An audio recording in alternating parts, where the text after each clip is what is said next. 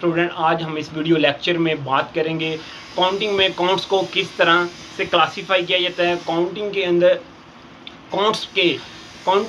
Counts में कितनी तरह के काउंट्स होते हैं, पर्सनल काउंट्स क्या होता है, रियल काउंट्स क्या होता है और नॉमिनल काउंट्स क्या होता है। इनमें कौन कौन से काउंट्स आते हैं, फर्दर इन काउंट्स के अंदर कौन कौन से काउंट्स आते हैं। जब तक हमें इन काउंट्स का नहीं पता होगा फर्दर, या इन काउंट्स के बारे में नहीं इंफॉर्मेशन होगी, हम तब तक काउंटिंग को नहीं कर सकते।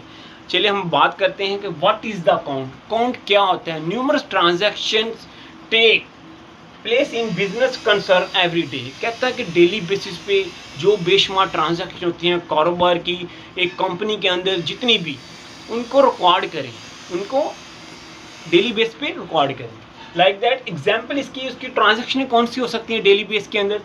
परचेजेस होती है, सेल्स हो सकती है, एक्सपेंसेस हो सकते हैं, cash payment, cash received, sales return, purchase return, every transaction हो सकती है। जो भी लातदार ट्रांजैक्शन उनको रिकॉर्ड करें। उनको रिकॉर्ड किसके अंदर करना, काउंट्स के अंदर रिकॉर्ड करना, सेपरेटली उनके इंडिविजुअली काउंट्स के अंदर। लाइक दैट उसका जो आज मैंने शेप भी बनाई है काउंट्स की, शेप ऑफ काउंट्स क्या था, इस पर सबसे पहले टाइटल ऑफ काउंट लिखा, जिस चीज़ का हम काउंट बनाए। फॉर एग्जाम्पल हम सेल का काउंट बनाए, टाइटल ऑफ काउंट्स के ऊपर आ जाएगा सेल्स काउंट आ जाएगा। परचेज बना रहे हैं तो परचेज का ये जिस चीज़ का हम काउंट्स बनाए उसका ना, इसके जो होता है लेफ्ट साइड पे डेबिट आता है और राइट साइड पे क्रेडिट लिखा जाता है। इसकी जो शेप होती है वो टी की तरह होती है। It is called T account, इसलिए इसे टी अकाउंट कहा जाता है। अब हम बात करते हैं further classification of count. Count को कैसे क्लासिफाई किया जाता है। काउंट को क्लासिफाई किया जाता है ट्रेडिशनल अप्रोच के through. It is also called English approach, English approach भी कहलाती है।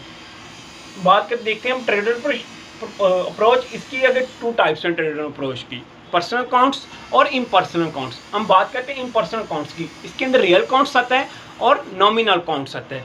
नॉट कहते हैं normally use two counts in the books of the counting, real और नॉमिनल काउंट्स। इन्हीं का रिकॉर्ड किया जाता है, इन्हीं को लिखा जाता है, इन्हीं के बारे में हम पढ़ते हैं काउंटिंग के अंदर। पर्सनल काउंट का यूज अप नहीं होता। हम फर्स्टली बात करते हैं रियल काउंट क्या होता है।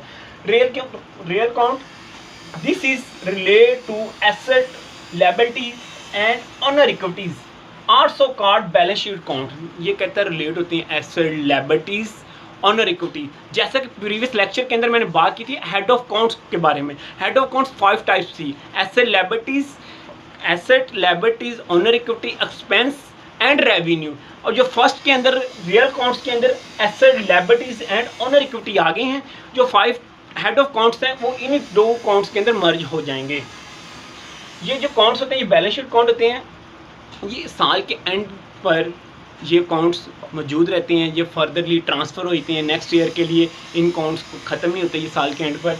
इसकी जो एग्जांपल है मशीनरी है, लैंड है, फर्नीचर है, अकाउंट पेएबल है, बॉन्ड्स है, फिक्स्ड इन्वेस्टमेंट, मर्चेंडाइज इन्वेंट्री और कैश और बैंक बैलेंस है, ईटीसी। कहते हैं कि देखें ना मशीनरी है, मशीनरी एक साल हमने यूज़ की है तो वो अगले साल भी हमारी यूज़ हो सकती है, इसलिए मशीनरी का अकाउंट क्लोज नहीं हो सकता। लैंड है, लैंड भी हमारी एग्जिस्ट पड़ी रहती है। फर्नीचर भी हमारा ख़राब नहीं होता। अकाउंट पेएबल एक बंदे से हमें फॉर एग्जाम्पल 10 लाख लेना है, 2 लाख इस साल मिल गया तो नेक्स्ट ईयर बकाया पेमेंट मिलेगी, इसलिए इस अकाउंट को हम क्लोज अप नहीं करते। इसलिए तरह हमने इन्वेस्टमेंट की हुई है तो इस साल इन्वेस्टमेंट की तो उसका हमने 5 साल के लिए की है तो वो फर्दर अकाउंट्स चलते रहेंगे, इसलिए ये रियल अकाउंट्स कहलाते हैं। अब बात करते हैं नॉमिनल अकाउंट्स। नॉमिनल अकाउंट्स क्या होता है, this is relate to expense and revenue. ये एक्सपेंस और रेवेन्यू के रिलेट होते हैं, ये साल के एंड पे क्लोज हो जाते हैं।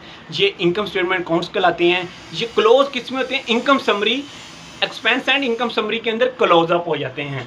इसके एग्जांपल क्या है, salaries, rent, insurance, sales revenue, discount received and interest earn ETC. और भी इसकी बहुत सारे एग्जांपल हैं। जैसा कि सैलरी, हमने हमारे एम्प्लॉयज़ थे इस साल हमारे पास काम कर रहे थे, उनको हमने हर मंथ की उनकी सैलरी पे करते गए, उनका अकाउंट हर मंथ की मंथ क्लोज अप होता गया। रेंट है, हम बिल्डिंग रेंट पे लिए हर मंथ रेंट दे, इंश्योरेंस है हर मंथ की इंश्योरेंस दे रही है, वो क्लोज अप होते जाते हैं। सेल्स रेवेन्यू, सेल्स होगी इस साल की, वो क्लोज होगी जाती है। नेक्स्ट ईयर तो नहीं, वो नेक्स्ट ईयर तो न्यू सेल्स होगी ना, इसी साल ये सेल होगी इसलिए ये क्लोज अप हो गया ये अकाउंट। यहाँ पे डिस्काउंट रिसीव हो गया, इंटरेस्ट अर्न ईटीसी इसके अंदर आता है। हमने बात की, अच्छा मैं आपको बताता हूँ कि हेड ऑफ अकाउंट्स पिछले लेक्चर में हमने डिस्कस किए थे। वही 5 हेड ऑफ अकाउंट्स जो किस किन टू काउंट्स के अंदर मर्ज हो जाते हैं, रियल काउंट्स और नॉमिनल काउंट्स। 3 जो हेड ऑफ काउंट्स होते हैं वो रियल काउंट्स के अंदर आ जाते हैं, जो 2 होते हैं नॉमिनल काउंट्स के अंदर है। Asset, liabilities and owner equity real accounts के अंदर रहता है और नॉमिनल काउंट्स के अंदर रहता है एक्सपेंसेस एंड रेवेन्यू आता है। बहुत शुक्रिया student, all from my side.